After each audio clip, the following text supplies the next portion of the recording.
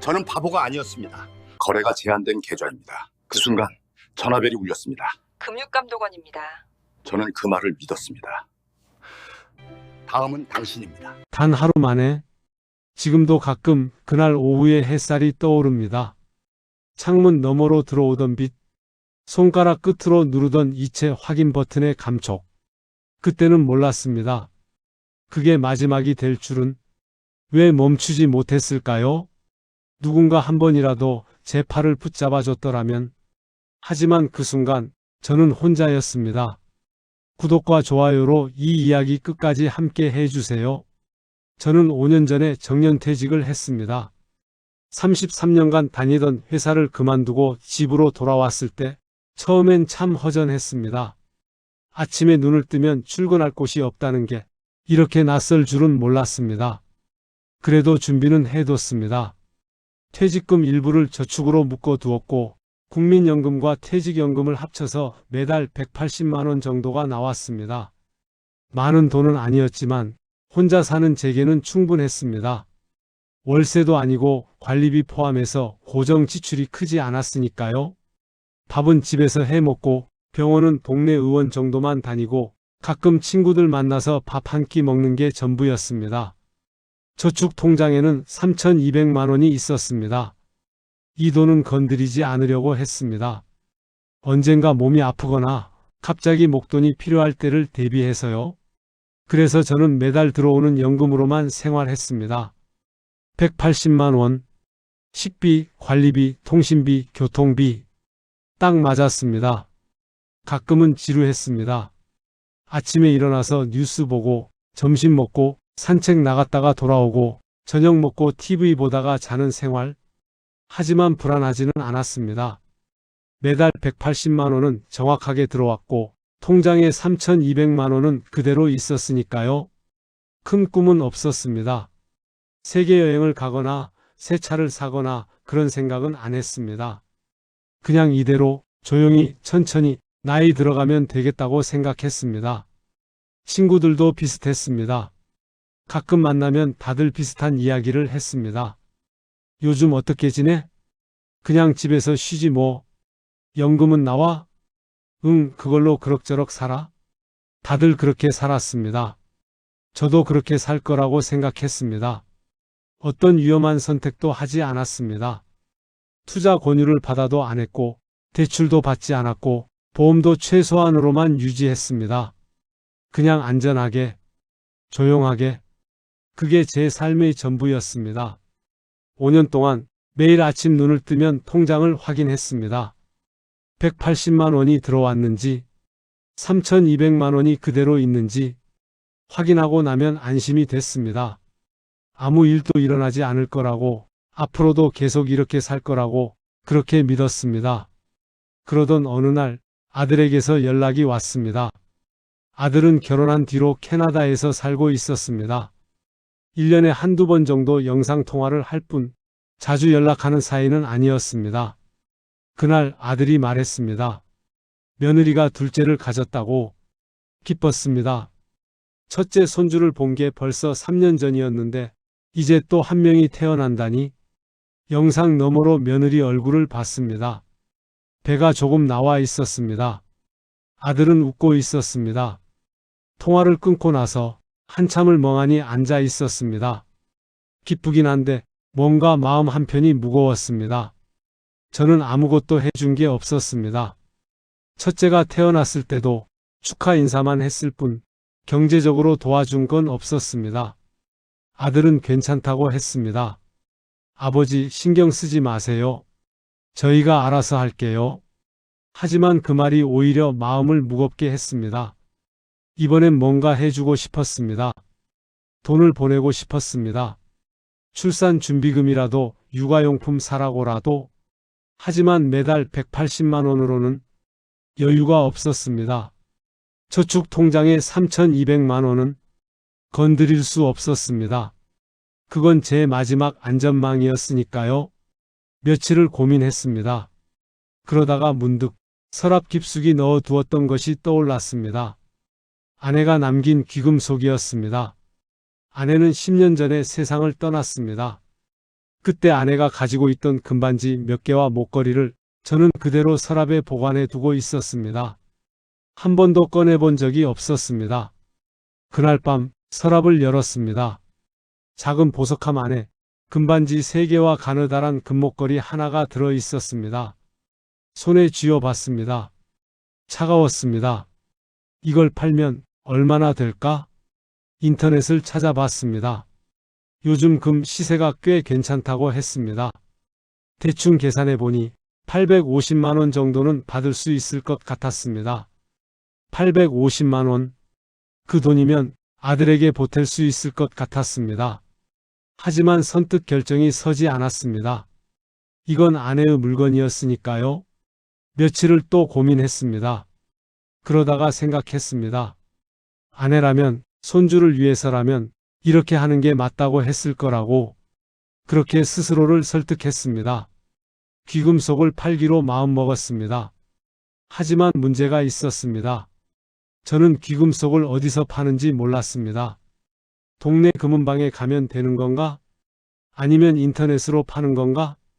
잘 모르겠어서 친한 친구에게 전화를 했습니다. 요즘 금 팔려면 어디서 팔아? 친구가 웃으면서 대답했습니다. 아, 요즘은 중고거래 앱으로 많이 해. 금은방보다 비싸게 받을 수도 있어. 중고거래 앱. 저는 그런 걸 써본 적이 없었습니다. 스마트폰도 겨우 전화랑 문자만 쓸 줄 아는 수준이었습니다. 그게 뭔데? 친구가 설명해 줬습니다. 당근마켓, 중고나라, 번개장터 이런 데 있잖아. 거기 올리면 사겠다는 사람 금방 나타나? 요즘 사람들 다 그렇게 해. 그러면서 친구가 덧붙였습니다. 나도 몇 번 해봤는데 괜찮더라고. 안전하게만 하면 문제없어. 안전하게. 그 말이 저를 안심시켰습니다. 친구가 하는 거라면 저도 할 수 있을 것 같았습니다. 전화를 끊고 친구가 알려준 대로 앱을 설치했습니다. 화면이 복잡했습니다. 어디를 눌러야 할지 잘 몰랐습니다. 한참을 이리저리 눌러보다가 겨우 게시글 올리는 법을 찾았습니다. 사진을 찍어서 올리고 가격을 적었습니다. 금반지 3개, 금목걸이 1개 일괄 판매 850만 원. 설명란에는 이렇게 적었습니다. 직거래 가능합니다. 안전거래 원합니다. 올리고 나니 조금 떨렸습니다. 이게 맞게 한 건가? 혹시 이상한 사람이 연락 오는 건 아닐까? 하지만 친구 말을 믿었습니다. 요즘 사람들 다 이렇게 한다고 했으니까. 그날 저녁 벌써 몇 통의 쪽지가 와 있었습니다. 구매 희망합니다. 실물 사진 더 보내주실 수 있나요? 직거래 어디서 가능한가요? 생각보다 반응이 빨랐습니다. 저는 조금 당황했습니다. 어떻게 답해야 할지, 누구를 선택해야 할지 몰랐습니다. 그냥 가장 먼저 연락 온 사람에게 답장을 보냈습니다. 직거래 가능합니다. 상대방은 빠르게 답장을 보내왔습니다. 감사합니다. 그런데 직거래가 어려울 것 같아서요. 제가 지방에 있어서 택배 거래 가능하신가요? 택배. 저는 잠깐 망설였습니다. 직접 만나서 돈 받고 물건 주는 게 안전할 것 같았는데 택배로 보내는 건 좀 불안했습니다. 하지만 상대방이 또 메시지를 보냈습니다. 안전거래로 진행하면 됩니다. 제가 먼저 입금하고 확인되면 보내주시면 돼요. 요즘 다 그렇게 해요. 안전거래? 먼저 입금? 그 말에 조금 안심이 됐습니다. 돈을 먼저 받으면 제가 손해볼 일은 없을 것 같았습니다. 알겠습니다. 그렇게 답장을 보냈습니다. 상대방이 계좌번호를 물었습니다. 저는 제 통장 계좌번호를 알려줬습니다. 30분쯤 지나서 문자가 왔습니다. 850만 원 입금되었습니다. 통장을 확인했습니다. 정말로 850만 원이 들어와 있었습니다. 순간 가슴이 두근거렸습니다. 이렇게 쉽게 될 줄은 몰랐습니다. 상대방이 다시 메시지를 보냈습니다. 입금 확인됐죠? 그럼 택배로 보내주세요. 주소 보내드릴게요. 저는 귀금속을 작은 상자에 담았습니다. 뽁뽁이로 여러 번 감싸서 최대한 안전하게 포장했습니다. 다음날 아침 택배를 보냈습니다. 며칠 후 상대방에게서 연락이 왔습니다. 잘 받았습니다. 감사합니다. 그걸로 끝이었습니다. 거래가 성사됐습니다. 850만 원. 통장에 그대로 남아 있었습니다. 기분이 이상했습니다. 기쁘기도 하고 조금 허전하기도 하고 아내의 물건을 판 거니까요. 하지만 이제 아들에게 도움을 줄 수 있을 것 같았습니다. 며칠 뒤 아들에게 전화를 했습니다. 출산 준비하느라 힘들지? 아빠가 조금 보탤게. 아들은 놀라며 말했습니다. 아버지 괜찮으세요? 그냥 아버지 쓰세요. 아니야, 괜찮아. 손주 태어나는데 할아버지가 이 정도는 해야지. 통화를 끊고 850만 원을 아들 계좌로 보냈습니다. 아니, 보내려고 했습니다. 그런데 이체 버튼을 누르는 순간 화면에 오류 메시지가 떴습니다. 거래가 제한된 계좌입니다. 뭔가 잘못됐다는 생각이 들었습니다. 다시 시도했습니다. 또 같은 메시지가 떴습니다. 거래가 제한된 계좌입니다. 당황했습니다. 방금 전까지는 멀쩡했는데 왜 갑자기 이체가 안 되는 걸까? 은행 앱을 껐다가 다시 켰습니다. 그래도 똑같았습니다. 불안했습니다. 혹시 통장에 문제가 생긴 건가? 850만 원이 사라진 건 아닐까? 통장 잔액을 확인했습니다. 다행히 돈은 그대로 있었습니다. 하지만 이체는 되지 않았습니다. 그때 전화가 왔습니다. 모르는 번호였습니다. 받았습니다. 여보세요? 상대방은 차분한 목소리로 말했습니다. 안녕하세요. 금융감독원 전자금융과입니다. 금융감독원. 순간 머릿속이 하얘졌습니다. 고객님 명의 계좌에서 비정상적인 거래 내역이 포착되어 연락드렸습니다. 비정상적인 거래? 무슨 말씀이신지? 최근 850만 원이 입금된 내역이 있으시죠? 해당 입금 계좌가 현재 범죄 관련 조사 대상 계좌로 지정되었습니다. 범죄. 그 단어에 심장이 철렁 내려앉았습니다. 저는 그냥 물건 팔고 돈 받은 건데요. 네, 그렇게 생각하실 수 있습니다만 상대방 계좌가 보이스피싱 조직에서 사용한 계좌로 확인됐습니다. 보이스피싱? 그럼 저는 어떻게 해야 하나요? 목소리가 떨렸습니다. 상대방은 침착하게 말했습니다. 일단 고객님 계좌는 임시 지급정지 조치가 되었습니다. 조사가 끝나기 전까지는 입출금이 불가능합니다. 그럼 제 돈은요? 조사 결과 문제가 없으면 해제됩니다. 하지만 시간이 걸릴 수 있습니다. 얼마나요? 최소 2주, 길면 한 달 이상 걸릴 수도 있습니다. 한 달? 그동안 제 돈을 못 쓴다는 건가? 다만 상대방이 말을 이었습니다. 신속 처리를 원하시면 방법이 있습니다. 뭔가요? 고객님이 범죄와 무관하다는 걸 입증하시면 됩니다. 본인 명의 전 계좌 내역을 제출하시고 자금 출처를 소명하시면 빠르면 하루 이틀 안에 해제 가능합니다. 하루 이틀? 그게 훨씬 나았습니다. 어떻게 하면 되나요? 지금 바로 진행 가능합니다. 다만 전화상으로는 어렵고 보안 인증 절차를 거쳐야 합니다. 상대방은 계속 말했습니다. 빠르게, 정확하게. 저는 그 말을 따라갔습니다. 먼저 고객님 명의 계좌가 몇 개나 되시죠? 하나요? 이 통장 하나밖에 없어요. 통장 잔액이 어떻게 되시나요? 지금 850만 원 들어온 거 포함해서 4,050만 원이요. 네, 확인했습니다. 그럼 해당 금액 전체를 임시 안전 계좌로 이체해 주셔야 합니다. 전부요? 네, 조사 기간 동안 고객님 자금을 보호하기 위한 조치입니다. 범죄 조직이 고객님 계좌를 추가로 악용할 가능성이 있어서 금융감독원에서 관리하는 안전계좌로 옮겨두는 겁니다. 안전계좌. 그 말이 그럴듯하게 들렸습니다. 조사 끝나면 다시 돌려받을 수 있는 거죠? 물론입니다. 보통 2에서 3일 안에 처리됩니다. 고객님은 아무 문제 없으시니까 금방 끝날 겁니다. 2에서 3일. 그 정도면 괜찮을 것 같았습니다. 계좌번호 알려드릴게요. 받아 적으세요. 상대방이 불러주는 계좌번호를 메모했습니다. 입금자명은 본인 성함으로 해주시고 이체하신 다음에 확인 연락 주세요. 지금 바로 해야 하나요? 네, 빨리 하실수록 해제도 빠릅니다. 지금 하시면 오늘 안으로 처리 가능합니다. 오늘 안으로. 저는 서둘렀습니다. 은행 앱을 켰습니다. 이체 화면으로 들어갔습니다. 계좌번호를 입력했습니다. 금액란에 4,050만 원을 입력했습니다. 손가락이 떨렸습니다. 이게 맞는 건가? 하지만 상대방은 금융감독원이라고 했습니다. 제 계좌를 보호하기 위한 거라고 했습니다. 저는 이체 확인 버튼을 눌렀습니다. 이체되었습니다. 문자가 왔습니다. 4,050만 원 출금, 통장 잔액 0원. 화면을 보는데 가슴이 철렁했습니다. 전 재산이 지금 막 사라졌습니다.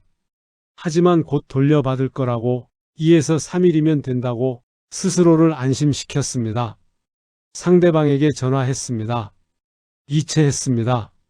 네, 확인했습니다. 지금부터 조사 진행하겠습니다. 내일쯤 연락드리겠습니다. 네, 감사합니다. 전화가 끊겼습니다. 저는 그대로 앉아 있었습니다. 텅 빈 통장 화면을 보면서 다음 날 연락이 오지 않았습니다. 이틀째 여전히 연락이 없었습니다. 사흘째 제가 먼저 전화를 걸었습니다. 연결되지 않았습니다. 고객님의 요청에 응답할 수 없습니다. 다시 걸었습니다. 똑같았습니다. 그때 알았습니다. 제가 당한 거라는 걸. 4,050만 원, 3,200만 원짜리 저축, 850만 원짜리 귀금속 판매 대금, 전부 사라졌습니다. 경찰에 신고했습니다. 피해 금액이 얼마죠? 4,050만 원입니다. 계좌 추적 들어가 보겠습니다만 이미 인출됐을 가능성이 큽니다. 그럼 돌려받을 수 있나요? 어렵습니다. 돌아오는 길 다리에 힘이 없었습니다. 집에 들어와서 소파에 앉았습니다. 아무 생각도 나지 않았습니다. 머릿속이 하였습니다. 며칠 동안 밥을 먹지 않았습니다. 잠도 오지 않았습니다. 매달 들어오는 180만 원. 이제 그것만 남았습니다. 아들에게 보내려던 돈, 제 노후를 지탱하던 돈, 아내가 남긴 마지막 흔적, 전부 없어졌습니다. 하루는 귀금속을 팔았던 그 중고 거래 앱을 다시 켰습니다. 제가 올렸던 게시글은 이미 삭제되어 있었습니다. 상대방 계정도 사라져 있었습니다. 처음부터 계획된 일이었습니다. 귀금속 거래도, 금융감독원 전화도, 안전계좌 이체도 전부 거짓이었습니다. 저는 그걸 몰랐습니다. 아니, 알 수 없었습니다. 지금 이 이야기를 하는 이유가 있습니다. 누군가에게 복수하려는 게 아닙니다. 제 돈을 돌려받으려는 것도 아닙니다. 그냥 제가 겪은 일을 기록하고 싶었습니다. 혹시 저처럼 당할 사람이 또 있을까봐. 저는 멍청하지 않았습니다. 33년 동안 성실하게 일했고 퇴직 후에도 조심스럽게 살았습니다. 투자 같은 건 하지 않았고 대출도 받지 않았고 위험한 선택을 피했습니다. 그런 제가 단 하루 만에 전 재산을 잃었습니다. 왜냐하면 그들은 제가 믿을 수밖에 없는 방식으로 접근했기 때문입니다. 친구가 추천한 중고거래, 먼저 입금된 850만 원, 금융감독원이라는 이름, 안전계좌라는 단어, 하나하나가 그럴듯했습니다. 저는 의심할 틈이 없었습니다. 지금도 가끔 생각합니다. 그때 누군가 제 옆에 있었더라면, 아들이든 친구든 누구라도, 아버지 잠깐만요. 이거 이상한데요? 그 한마디만 들었어도 멈출 수 있었을 겁니다. 하지만 저는 혼자였습니다. 그리고 그들은 혼자인 사람을 노립니다. 이 이야기를 듣는 분이 계시다면 부탁드립니다. 중고거래든 투자든 어떤 금융거래든 혼자 결정하지 마세요. 특히 큰돈이 움직이는 순간에는 반드시 누군가에게 물어보세요. 귀찮아도 창피해도 한 번만 물어보세요. 그 한 번이 당신의 전 재산을 지킬 수 있습니다. 저는 이제 매달 180만 원으로 살아갑니다. 3,200만 원은 돌아오지 않았습니다. 850만 원도 사라졌습니다. 하지만 이 이야기만큼은 남기고 싶었습니다. 제가 멈추지 못했던 그 순간을 당신은 멈출 수 있기를. 들어주셔서 감사합니다.